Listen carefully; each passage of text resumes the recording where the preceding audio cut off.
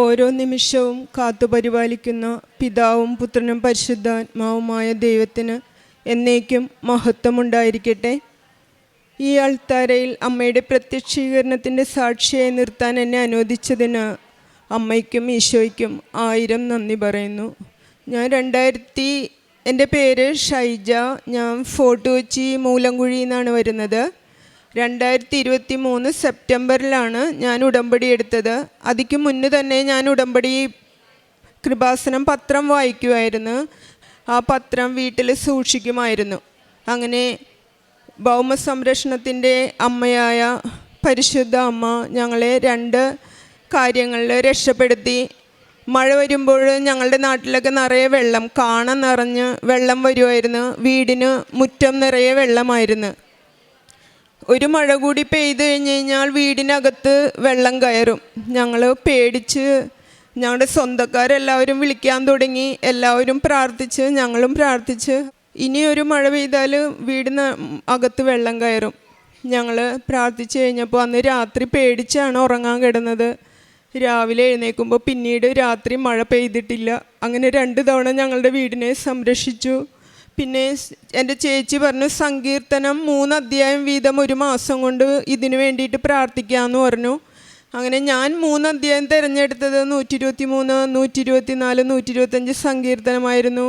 ഞാനത് വായിച്ചപ്പോൾ അത്ഭുതപ്പെട്ടു പോയി. കാരണം 124 സങ്കീർത്തനത്തിൽ പറയുന്നു, നിങ്ങൾ ഇസ്രായേൽ പറയട്ടെ, കർത്താവ് നമ്മളെ കൂടെ ഇല്ലായിരുന്നെങ്കിൽ ജലപ്രവാഹം നമ്മളെ ഒഴുക്കിക്കളയുമായിരുന്നു, മലവെള്ളം നമ്മളെ മൂടിക്കളയുമായിരുന്നു. എനിക്കത് വായിച്ചിട്ട് അമ്മയ്ക്ക് നന്ദി പറയുന്നു. പിന്നെ അതുകൂടാതെ ഒരു ദിവസം രാത്രി ഞങ്ങൾ 10:30 ആയപ്പോൾ ലൈറ്റൊക്കെ ഓഫ് ചെയ്തിട്ട് അകത്തിരിക്കുമ്പോൾ ഗേറ്റിൽ ഭയങ്കരമായിട്ട് മുട്ട് കേട്ട് നോക്കുമ്പോൾ അവർ പറഞ്ഞു, ഒരു വലിയ മലമ്പാമ്പ് നിങ്ങളുടെ വീടിൻ്റെ അതിർത്തിക്കുള്ളിൽ കയറിയിട്ടുണ്ടെന്ന് പറഞ്ഞ്. അപ്പോൾ മലമ്പാമ്പ് കയറാൻ വേണ്ടിയുള്ള സ്ഥലമൊന്നും ഞങ്ങൾക്കില്ല. കാരണം ഒരു 3 സെൻറ്റ് സ്ഥലത്തിൽ വയ്ക്കുന്ന വീടാണ്. അതിൻ്റെ ചുറ്റും എത്രയോ സ്ഥലം ഉണ്ടാവുമെന്ന് നിങ്ങൾക്കറിയാൻ പറ്റുമോ? ലൈറ്റിട്ട് നോക്കുമ്പോൾ ഒരു തലയും കുറച്ച് ഭാഗം മാത്രം കണ്ടുള്ളൂ. പേടിച്ചിട്ട് ബാക്കി നോക്കിയില്ല. വീടിൻ്റെ ലെഫ്റ്റ് സൈഡിലേക്ക് പാമ്പ് പോകുന്നത് കണ്ടു. അപ്പോൾ പ്രാർത്ഥിച്ചു, എല്ലാവരും പ്രാർത്ഥിച്ചുകൊണ്ടിരുന്നു.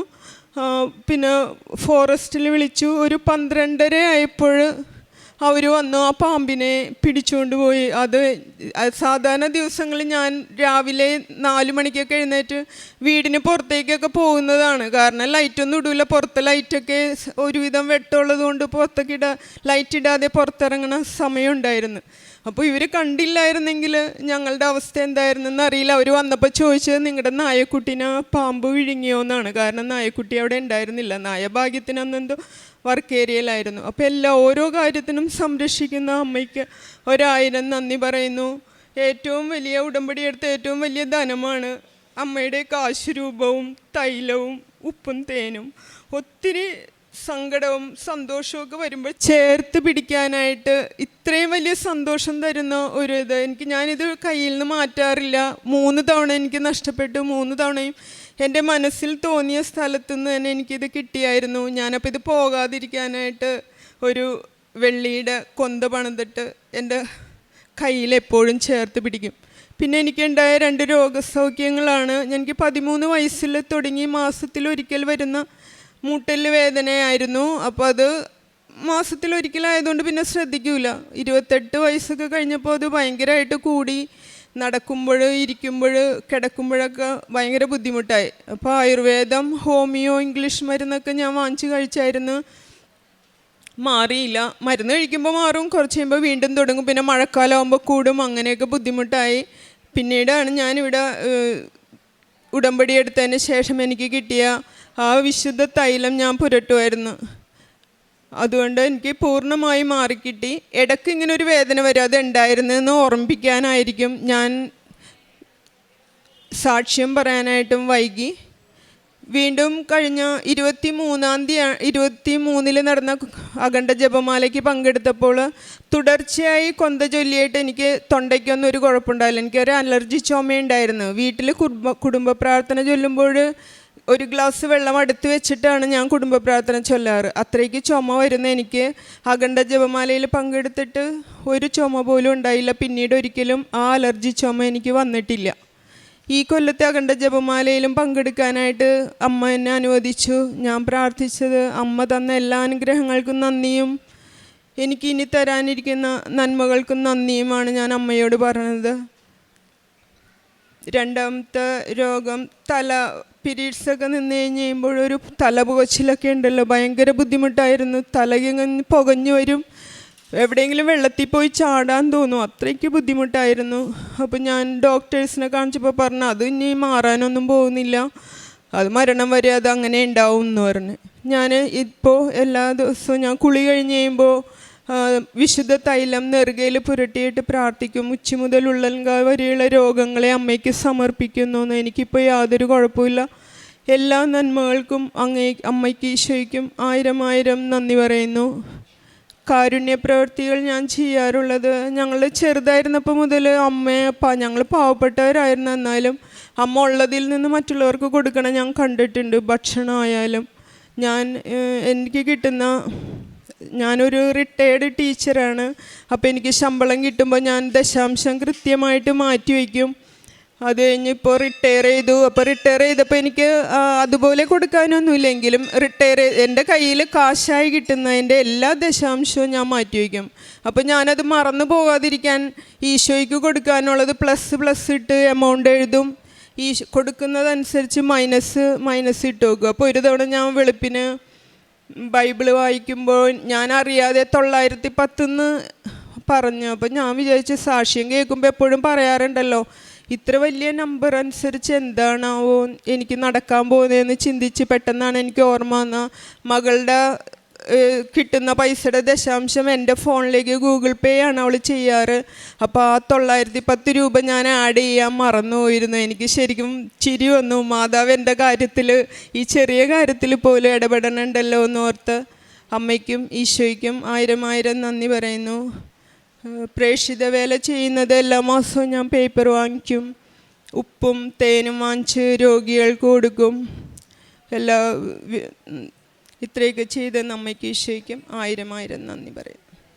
മത്തായിയുടെ സുവിശേഷം 9-ാം അധ്യായം 22-ാം തിരുവചനം. യേശു തിരിഞ്ഞ് അവളെ നോക്കി അരുളി ചെയ്തു, മകളെ, ധൈര്യമായിരിക്കുക, നിന്റെ വിശ്വാസം നിന്നെ രക്ഷിച്ചിരിക്കുന്നു. ആ നിമിഷം മുതൽ അവൾ സൗഖ്യമുള്ളവളായി. ഷൈജയുടെ വളരെ ശക്തമായ പ്രത്യക്ഷീകരണ സാക്ഷ്യമാണ് നാം ഇപ്പോൾ കേട്ടത്. ഷൈജയ്ക്ക് പറയാനുള്ളത് ഒരു വലിയ അത്ഭുതത്തെക്കുറിച്ചാണ്. കാരണം പരിശുദ്ധ അമ്മ 2004 ഡിസംബർ 7-ാം തീയതി ഉച്ചകഴിഞ്ഞ് ഏകദേശം ഈ സമയത്ത് ഇവിടെ പ്രത്യക്ഷപ്പെട്ട് കഴിഞ്ഞപ്പോൾ ജോസഫ് അച്ഛനോട് പറഞ്ഞത്, ദുരന്തമുണ്ടാകാൻ പോകുന്നു, പ്രാർത്ഥിക്കുക. അന്നു മുതൽ അവൻ പറയുന്നത് പോലെ ചെയ്യുക എന്നൊരു വലിയ ദൗത്യം ജോസഫ് അച്ഛൻ നമുക്കെല്ലാവർക്കും നൽകിയിട്ടുണ്ട്. പരിശുദ്ധ അമ്മയാണ് സേവകരോട് പറഞ്ഞത് അവൻ പറയുന്നത് പോലെ ചെയ്യുക എന്നുള്ളത്. തിരുസഭ ഈ ഭൂമിയെ തന്നെ മുഴുവനോടെ ഏറ്റെടുക്കുവാനുള്ള ഒരു വലിയ പ്രാർത്ഥനയാണ് നാം എപ്പോഴും ഈ പ്രത്യക്ഷീകരണ പ്രാർത്ഥനയിൽ നാം നടത്തുന്നത്. ഭൂമിയെ മുഴുവനായും ഏറ്റെടുത്ത് എല്ലാ അപകടങ്ങളിൽ നിന്നും എല്ലാ ദുരന്തങ്ങളിൽ നിന്നും കാത്തുരക്ഷിക്കുവാൻ വേണ്ടിയാണ് നാം പ്രത്യക്ഷീകരണ പ്രാർത്ഥന ചൊല്ലിക്കൊണ്ട് ഒരു പ്രത്യേക തരത്തിൽ പരിശുദ്ധ അമ്മ നമ്മുടെ എല്ലാ ദുരന്തങ്ങളിലും, വിശ്വാസ ദുരന്തങ്ങളിലും, അതുപോലെ തന്നെ ജീവിതത്തിലുണ്ടാകുന്ന, കുടുംബത്തിലുണ്ടാകുന്ന, പ്രകൃതിയിലുണ്ടാകുന്ന എല്ലാ ദുരന്തങ്ങളിൽ നിന്നും പരിശുദ്ധ അമ്മ നമ്മളെ കാത്തുരക്ഷിക്കണമേ എന്നാണ് പ്രത്യക്ഷീകരണ പ്രാർത്ഥനയിലൂടെ ലോകം മുഴുവനും, ഈ യൂണിവേഴ്സ് മുഴുവനും വേണ്ടി, ഭൂമി മുഴുവനും വേണ്ടി നാം പ്രാർത്ഥിക്കുന്നത്. ഒരു വലിയ തെളിവാണ്. എല്ലാ ദുരന്തങ്ങളിൽ നിന്നും ഷൈജയുടെ കുടുംബത്തെ രക്ഷപ്പെടുത്തി പരിശുദ്ധ അമ്മയുടെ മാധ്യസ്ഥം അവർക്കുണ്ടായിരുന്നു എന്നുള്ളതിൻ്റെ വലിയൊരു തെളിവാണ്. ഇവരുടെ നാട്ടിൽ വെള്ളം ഇരച്ചു കയറിയപ്പോൾ അവരുടെ വീടിനെ വളരെയധികം സംരക്ഷിച്ച 2 പ്രാവശ്യവും അവരെ വെള്ളം കയറാതെ കുടുംബത്തെ, വീടിനെ സംരക്ഷിച്ചപ്പോൾ അവർക്ക് മനസ്സിലായി ഇത് പരിശുദ്ധ അമ്മയുടെ വളരെ ശക്തമായ ഇടപെടലാണെന്ന്. അന്നു മുതൽ അവർ കുടുംബം മുഴുവൻ സങ്കീർത്തനങ്ങൾ വായിക്കാൻ തുടങ്ങി. വായിച്ചെടുത്തപ്പോഴാണ് മനസ്സിലായത് മോശ ചെങ്കടൽ പകുത്തപ്പോഴുണ്ടായൊരു വലിയ അത്ഭുതം അവരുടെ കുടുംബത്തിലും ഉണ്ടായി. അവർ 124-ാമത്തെ സങ്കീർത്തനത്തിൽ വായിക്കുന്നത് അങ്ങനെയാണ്, ജലപ്രവാഹം നമ്മെ മൂടിക്കളയുമായിരുന്നു, നാം വെള്ളത്തിനടിയിൽ പെട്ടുപോകുമായിരുന്നു എന്നെല്ലാം ഇസ്രായേൽക്കാർ വളരെയധികം അഹ്റോൻ്റെ സഹോദരിയായ മിരിയാം തപ്പെടുത്ത് പ്രാർത്ഥിക്കുന്ന ഒരു വലിയ ഗാനമാണത് 124-ാമത്തെ സങ്കീർത്തനം. അപ്പോൾ നമുക്ക് മനസ്സിലാകുന്നത് നമ്മുടെ ഭൂമിയെ തന്നെ പരിശുദ്ധ അമ്മ ഏറ്റെടുക്കുവാൻ തയ്യാറായിരിക്കുന്നു. അതുപോലെ ഇവരുടെ വീട്ടിലുണ്ടായിരുന്ന മലമ്പാമ്പിൻ്റെ ഒരു വലിയ ആക്രമണത്തിൽ നിന്ന് പരിശുദ്ധ അമ്മ അവരെ രാത്രിയിൽ വിളിച്ചെഴുന്നേൽപ്പിച്ച് അവർക്ക് വലിയ സംരക്ഷണം നൽകിയതിനെക്കുറിച്ച് ഈ അമ്മ ഇവിടെ പറയുകയുണ്ടായി. അതുപോലെ തന്നെ ഇവർക്ക് എപ്പോഴും പരിശുദ്ധ അമ്മയുടെ സംരക്ഷണം ലഭിച്ച വളരെ ചെറുപ്പം മുതൽ തന്നെ അവർ വളരെ ഭക്തിയുള്ളൊരു കുടുംബമായിരുന്നു. വളരെ പാവപ്പെട്ടവരായിരുന്നു. എങ്കിലും ഇന്ന് നല്ല ഉദ്യോഗത്തിൽ നിന്ന് അമ്മ ഷൈജ വിരമിച്ചതിന് ശേഷമാണെങ്കിലും വളരെ സന്തോഷത്തോടെ പരിശുദ്ധ അമ്മയോട് കൂടെ ചേർന്ന് നടക്കുന്നതിൻ്റെ വലിയൊരു സാക്ഷ്യമാണ്. 13 വയസ്സ് മുതലുള്ള മുട്ടിനുള്ള വേദന ഉടമ്പടി എടുത്ത് 1 മാസം തികയുന്നതിന് മുൻപ് തന്നെ വളരെ സൗഖ്യപ്പെട്ട് കംപ്ലീറ്റ് സൗഖ്യം, പൂർണ്ണ സൗഖ്യം ഈ മകൾക്ക് ലഭിച്ചതുപോലെ തന്നെ അലർജി ചുമ, ഒരു ഗ്ലാസ് കുടുംബ പ്രാർത്ഥനയിൽ 1 ഗ്ലാസ് വെള്ളം കുടിക്കാതെ മകൾക്ക് പ്രാർത്ഥന മുഴുവിക്കാനായിട്ട് സാധിക്കാറില്ലായിരുന്നു. മെനോപോസ് ടൈമിലുണ്ടായ തലപ്പുകച്ചിലും അസ്വസ്ഥതയും ഇത് മരണം വരെ ഉണ്ടാകും. ഇതിന് പ്രത്യേകിച്ച് മരുന്നൊന്നുമില്ല. പരിശുദ്ധ അമ്മയുടെ ഇടപെടൽ, അതുപോലെ തന്നെ ഇവിടുത്തെ നേർച്ച വസ്തുക്കളുടെ ഉപയോഗം കൊണ്ട് സമയച്ചുരുക്കത്തിൻ്റെ അമ്മയാണ് എല്ലാ ജീവിത ഭാരങ്ങളും ഈ മകളുടെ ജീവിതത്തിൽ നിന്ന് എടുത്തു മാറ്റിയിട്ടുള്ളത്. വലിയ വലിയ അത്ഭുതങ്ങളാണ് ഈ മകൾക്കുണ്ടായിട്ടുള്ളത്. മകൾ പറയുന്നു, പരിശുദ്ധ അമ്മ പാടുന്നത് പോലെ ശക്തനായവൻ എനിക്ക് വലിയ കാര്യങ്ങൾ ചെയ്തു തന്നിരിക്കുന്നു എന്നാണ് ഷൈജ ഇവിടെ ഏറ്റുപാടുന്നത്. നമുക്ക് വളരെ സന്തോഷം തോന്നുന്ന ഒരു വലിയ ജോസഫ് അച്ഛൻ നമ്മോട് ചോദിക്കുന്നുണ്ട്, ഈശോയ്ക്ക് വേണ്ടി നിങ്ങൾ എന്താണ് വിശേഷ വിധിയായി ചെയ്തതെന്ന്. ഷൈജ ചെയ്തിട്ടുള്ളൊരു വിശേഷ വിധിയായിട്ടുള്ളൊരു കാര്യം നമ്മോട് പറയുകയുണ്ടായി. എല്ലാത്തിൻ്റെയും ദശാംശം ഞാൻ കൃത്യമായി എഴുതി വെച്ച് ഈശോയ്ക്ക് കൊടുക്കുമായിരുന്നു. ഒരു തവണ ഞാനൊരു എമൗണ്ട് മറന്നുപോയതിൻ്റെ എമൗണ്ട് പരിശുദ്ധ അമ്മ എനിക്ക് സ്വപ്നത്തിലൂടെ കാണിച്ചു, എന്നെ ഓർമ്മിപ്പിച്ചു.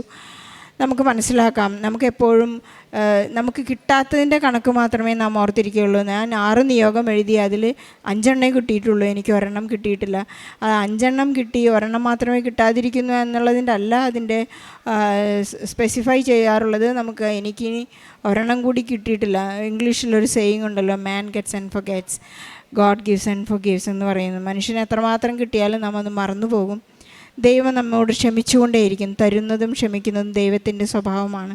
നമുക്ക് ഈശോയ്ക്കും പരിശുദ്ധ അമ്മയ്ക്കും നന്ദി പറയാം.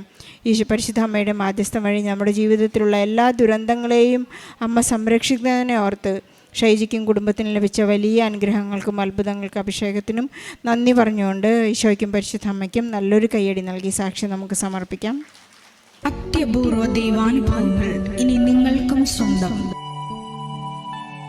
ഈ യൂട്യൂബ് ചാനൽ ഇതുവരെ സബ്സ്ക്രൈബ് ചെയ്തിട്ടില്ലെങ്കിൽ ഇപ്പോൾ തന്നെ സബ്സ്ക്രൈബ് ചെയ്യുക. ഈ വീഡിയോ ഇപ്പോൾ തന്നെ നിങ്ങളുടെ സുഹൃത്തുക്കൾക്ക് ഷെയർ ചെയ്തുകൊണ്ട് കർത്താവിൻ്റെ പ്രേക്ഷിതരാകുക.